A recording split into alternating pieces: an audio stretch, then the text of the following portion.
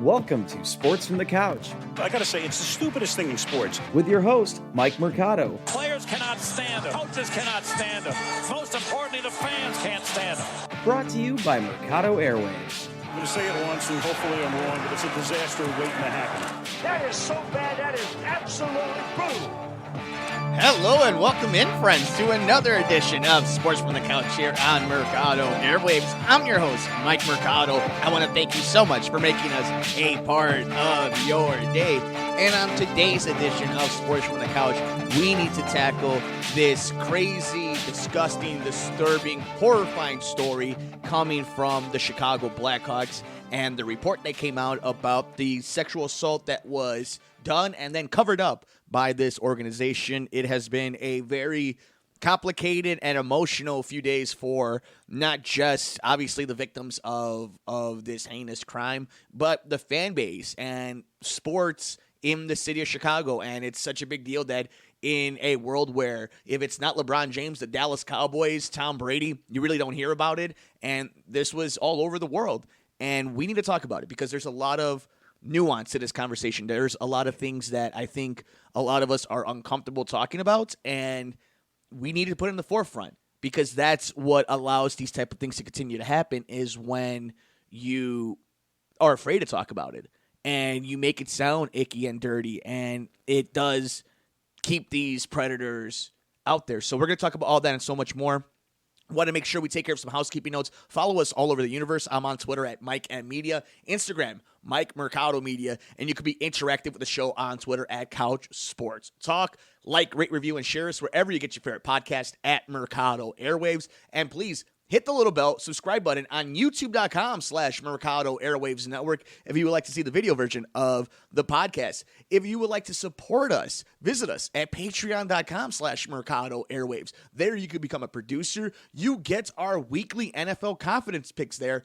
Check it out at patreon.com/Mercado Airwaves. We have a bunch of awesome tiers if you would like to support us in that way. We're also on Teespring, teespring.com/Mercado Airwaves. If you would like some swag, check us out at teespring.com/Mercado Airwaves just in time for the holiday season. And of course, if you would like to hear the radio show here in the city of Chicago every Sunday night, follow us over at the Sports Cubicle on WCPT 820 AM Chicago, Sunday nights, 9 p.m. to 10 p.m. That's the Sports Cubicle.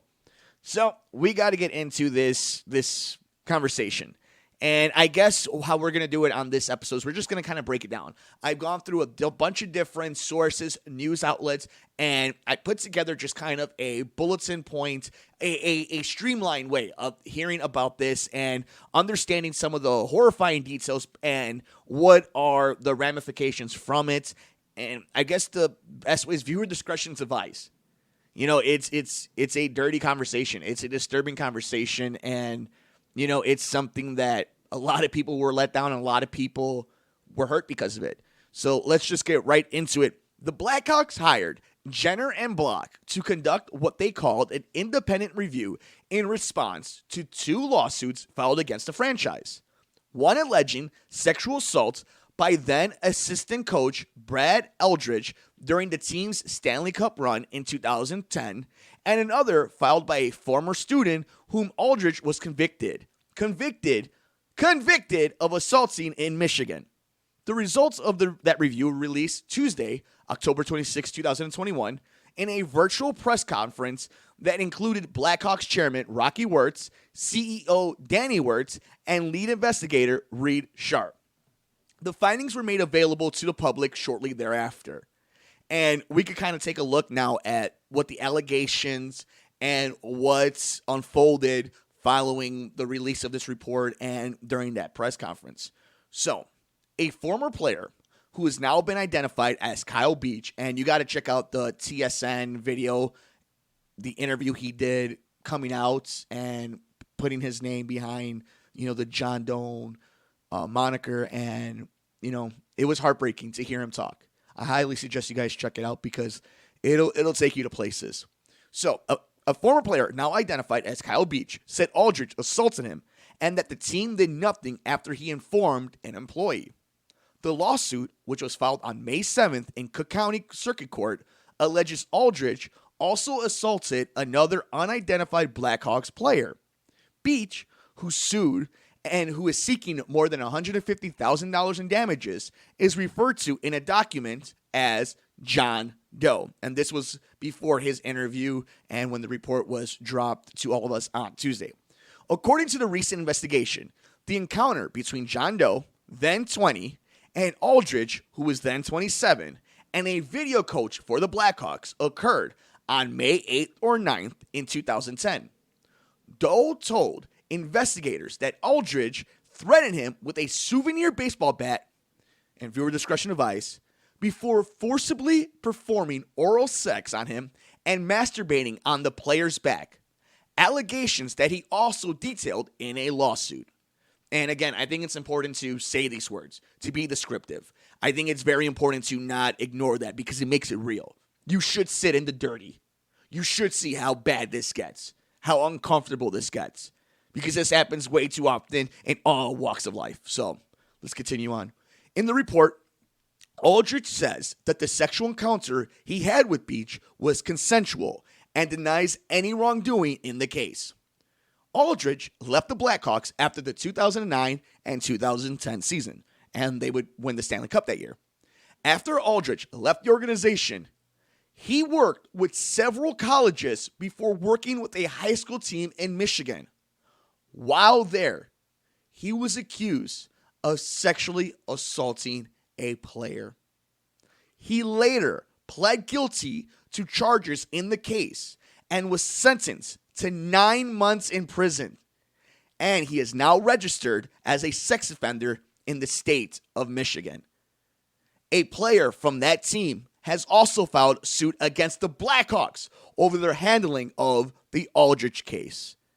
The lawsuits filed by Beach and the former Michigan high school player are both still pending, with settlement talks to take place next week. And we did hear from the Wirtz family that they are going to settle with them, even though they have a legal case, whatever that means. But let's not lose sight of this.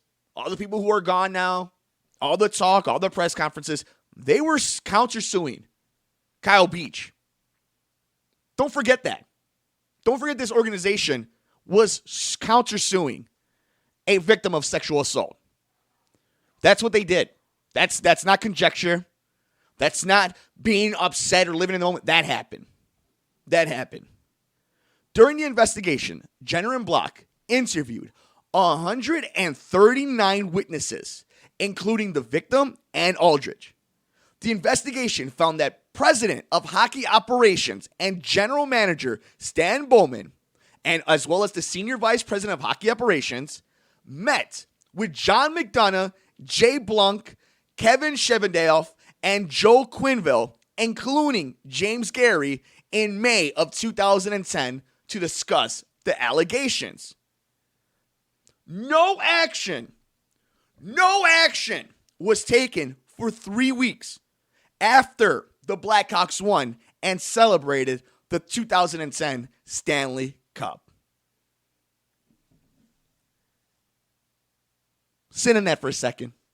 Live in it. That's what this organization did. They knew about it. They all knew about it. 3 weeks. 3 weeks. And we'll get into why they stood and they said on this horrible news. It's disgusting. It's absolutely disgusting. A failure in institute, in management and leadership, plain and simple. No action was taken for 3 weeks. This gets bad. Shar said Tuesday accounts of the meeting vary significantly. According to the report, Bowman recalled that after learning of the incident, Quenneville shook his head and said it was hard for the team to get where it was, and they could not deal with this issue now.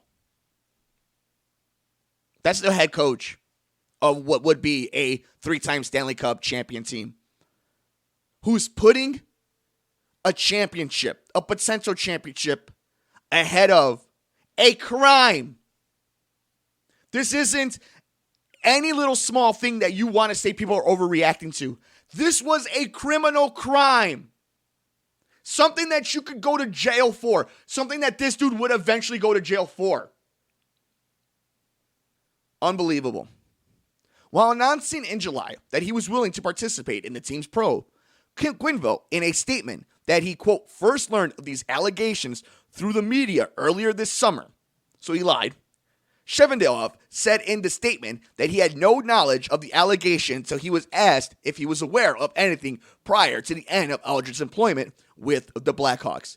Quote, what is clear is that after being informed of Aldridge's alleged sexual harassment and misconduct with the player, no action was taken for 3 weeks, Shar said. So I don't know if I'm saying his name right, Shevendalov. I've heard different ways of saying it, but again, we're talking about everybody in management. From the top up. These are the guys who needed to know. Who had the power to do everything. Anything. And they didn't. They waited 3 weeks. The report found no evidence of any investigation or contact with human resources before McDonough informed the team's director of human resources about the allegations on June 14th. A delay that violated the Blackhawks sexual harassment policy and had, quote, consequences, according to Shar. Quote, during that period, Aldridge continued to work and travel with the team, Shar said. And on June 10th, during an evening of celebration after the Blackhawks Stanley Cup win, the previous day, Aldridge made an unwanted sexual advance towards a Blackhawks intern who was 22 years at the time. Quote, also, after the Stanley Cup win, Aldridge continued to participate in celebrations in the presence of John Doe, who made the complaint. The Blackhawks organization, knowingly, Bowman, McDonough, Quenneville, knowingly, not only hid this stuff, but let that man celebrate with their team, interact with their team while in front of Beach. Kyle Beach had to watch all of that. And if that wasn't bad enough, he then goes ahead and makes a sexual advancement on an intern the same time that he's done this to Kyle Beach. And they knew it. And they let him stay there. They were complicit in all of this. So we continue on. On June 16, 2010, according to the report, Aldridge was given the option of resigning or being part of an investigation into what happened with John Doe. Aldridge signed a separation agreement and no investigation was conducted. They gave the option to an employee who sexually assaulted one of their own players and then tried to do the same thing to an intern. The option. You leave quietly or we'll investigate you. That's movie stuff. That is they're monsters. That's criminal. Aldridge received a severance and a playoff bonus, according to the report. And he was paid a salary for several months. He hosted the Stanley Cup for a day in his hometown, and his name was engraved on the iconic trophy, rightfully right next to Stan Bowman, because he deserves that stink all around him. They all do. They let this man take the Stanley Cup to a high school to celebrate, to flaunt him in front of his own victim. And they all knew about it. They all knew about it. Shar said the firm found no evidence that Wirtz or his father, Rocky, who owns the team, were aware of this allegation before the former player's lawsuit was brought to their attention ahead of its filing. Stan Bowman, the Chicago Blackhawks president of hockey operations and general manager, quote, stepped aside from the organization Tuesday afternoon.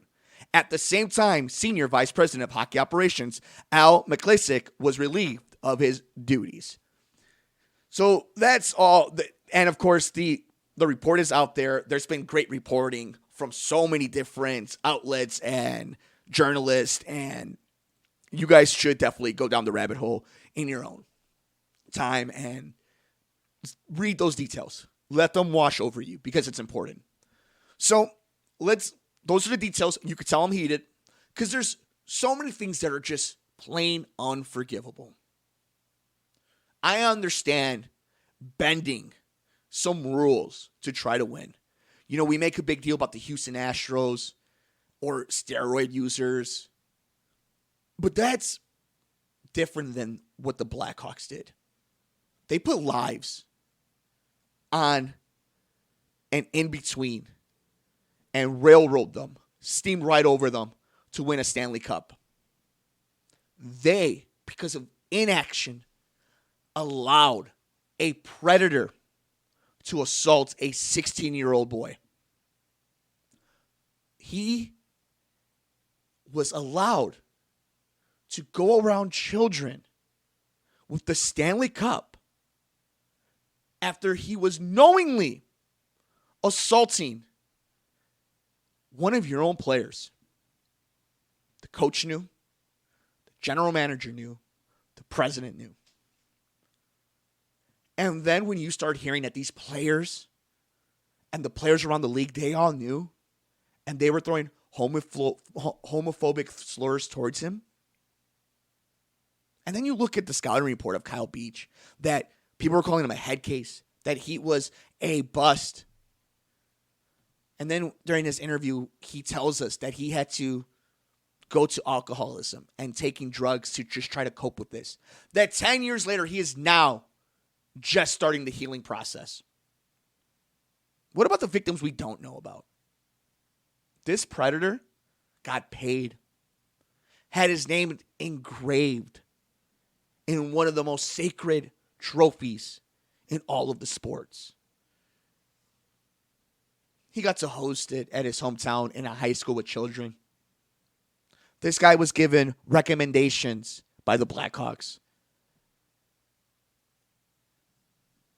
And then Joe Quenneville, a legendary coach, one of the greatest coaches in Chicago history, one of the greatest coaches in sports history, knew about it. Sacrificed any morals that he had. Sacrificed any decency this entire front office did just for the opportunity to try to win a Stanley Cup. As if it mattered. And people always wonder power dynamics and how important of a factor that is when you're dealing with these type of scenarios. You're talking about a video coach and a 20-year-old hockey player. A video coach could be the reason you get exposed to a coach properly. Hey, this guy has a wicked curveball. Man, this guy's really fast off the line. You should check him out. They hold that power. That's what the power dynamic was. The Blackhawks organization failed everybody. Most importantly, they failed these victims. The fact that Kyle Beach is the only one that has apologized, the victim is the only one who's apologized. Everybody's a coward. We could talk about the players. Jonathan Toews, I thought his comments were tone deaf, but he's a player. And I'm not going to expect so much from him. I hope he wasn't the one bullying Kyle. But at the same token, like, you're the captain. People look at you differently. They look at you for a certain type of leadership. And we didn't get that. We sure as hell didn't get that from Joe Quenneville. We sure as hell didn't get that from the NHLPA, who didn't protect one of their own. Everybody failed in this. Joe Quenneville is still allowed to coach. This is a failure on so many different levels that you should be angry about it. There's the conversation of where should your fandom be? How should you react to this? I'm not here to tell you what to do. I'm not here to tell you that you should stop watching Blackhawks game. I'm not telling you that you should burn all their jerseys. I'm not telling you to stop watching hockey. It's not what this is about. You got to find within yourself, what does this mean to you? An entire generation grew up on a 3 Stanley Cup winning team as their favorite team in the city.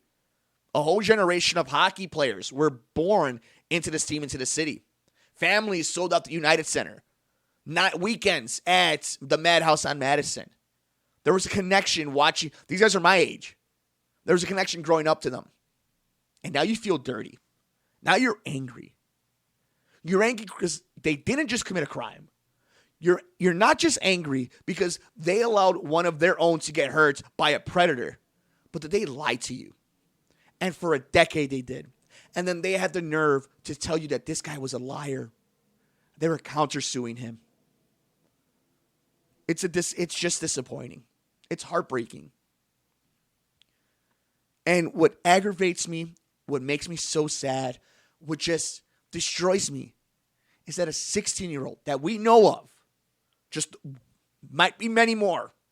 Usually it's never just these many, right? When somebody has this much power, their life changed and ruined forever. Because the Blackhawks did nothing. Because John McDonough did nothing. Joe Quenneville did nothing. Stan Bowman did nothing. That's what happened. There is no good. There is no defending.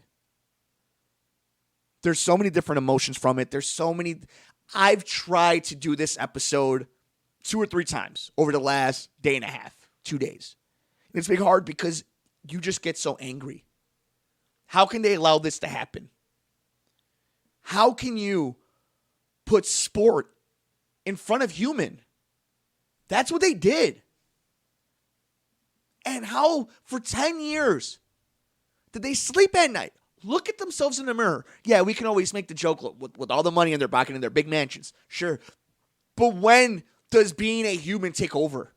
At what point does decency, empathy, sympathy, something show up? Because it never did. And they never had any.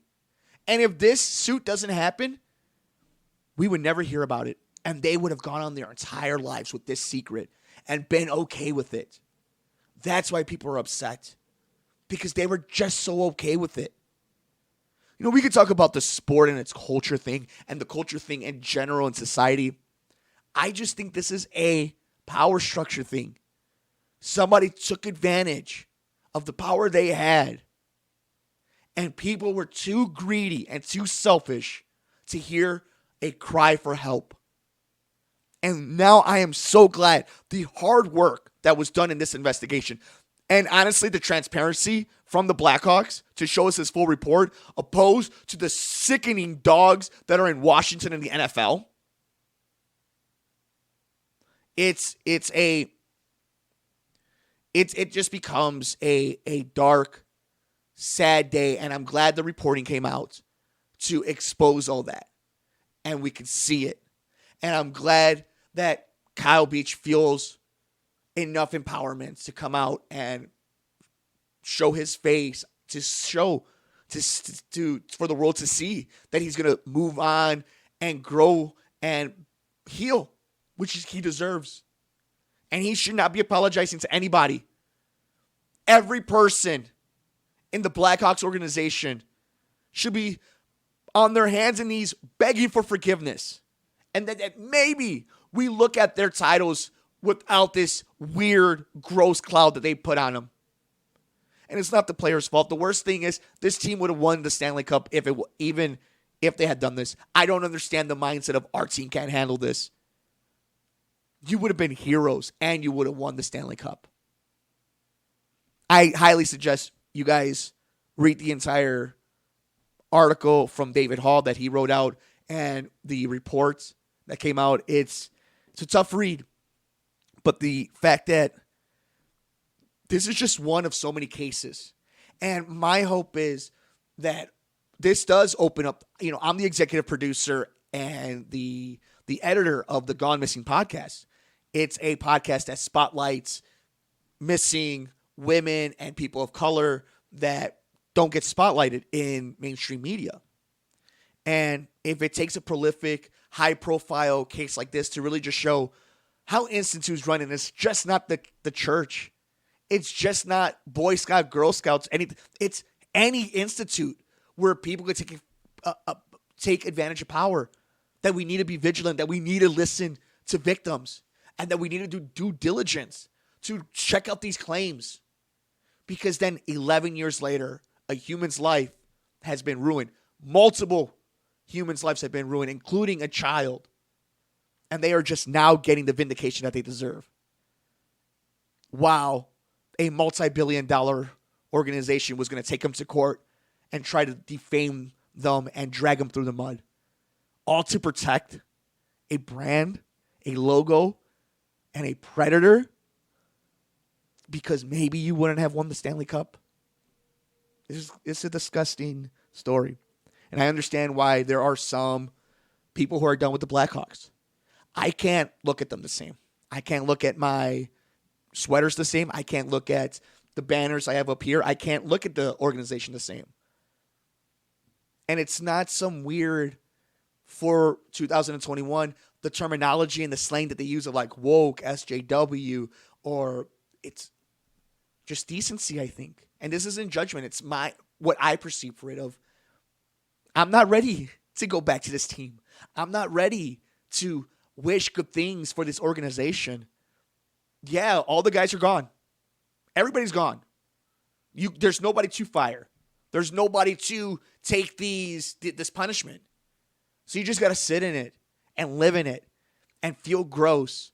And probably the fans don't deserve that. The victims sure as hell don't deserve that. But because of this monster and what this organization did, we all got to live with it. And I hope that, and I'm proud of Chicago because for the most part, everybody's been supportive. And they've understood that the Blackhawks embarrassed everybody. And just downright criminal. So it's been a tough one. And that's where I'm at. No judgment on anybody. Everybody's going to deal with this on their own way. But I just hope that everybody at least takes the time to listen and read and just kind of really have some empathy of what a horrible story and just the irresponsibility and the damage the Blackhawks have done. And it's all their fault. But shout out to all the reporting that was done. Shout out to Kyle Beach. And, just know, for anybody who's listening to this and anybody who's unfortunately ever gone through something like this, will go through something like this, don't ever think that you're alone, that you're being judged. You are loved. You do have support. Talk to somebody, and we'll get through it together, all of us. And we'll do what the Blackhawks didn't, and that's make sure we're there for people that need help. I want to know your thoughts. How do you feel about the Chicago Blackhawks? Are you off the wagon? Are you done with the Blackhawks? Are you taking a break with the team? Doesn't help that they're really god-awful on the ice on top of it. What are your thoughts? Let us know all over the universe. I'm on Twitter at Mike M Media, Instagram, Mike Mercado Media. Be interactive with the show on Twitter at Couch Sports Talk. Like, rate, review, and shares wherever you get your favorite podcast at Mercado Airwaves. Leave us 5 stars and a thumbs up. Subscribe to us and ring the bell on youtube.com/Mercado Airwaves if you would like to see the video version of the podcast. Make sure you check us out at patreon.com/Mercado Airwaves if you would like to become a producer. Buy us a cup of coffee. Get our NFL picks. That's at patreon.com/Mercado Airwaves. And at Teespring for some swag at teespring.com/Mercado Airwaves. Sunday nights, WCPT 8:20 a.m. The Sports Cubicle. Dan Marver, Paul Shivari, Devin Tingle, and myself, Mike Mercado. End the weekend and get you ready for Monday morning as we recap all the major sports stories in Chicago and in the nation-wide. So join us at the Sports Cubicle and follow us on Twitter at Sports Cubicle TV. Please take care of yourself and take care of each other. Enjoy all the games and enjoy the rest of your nights. I'm Mike Mercado, and you've been listening to Sports from the Couch here on the Mercado Airwaves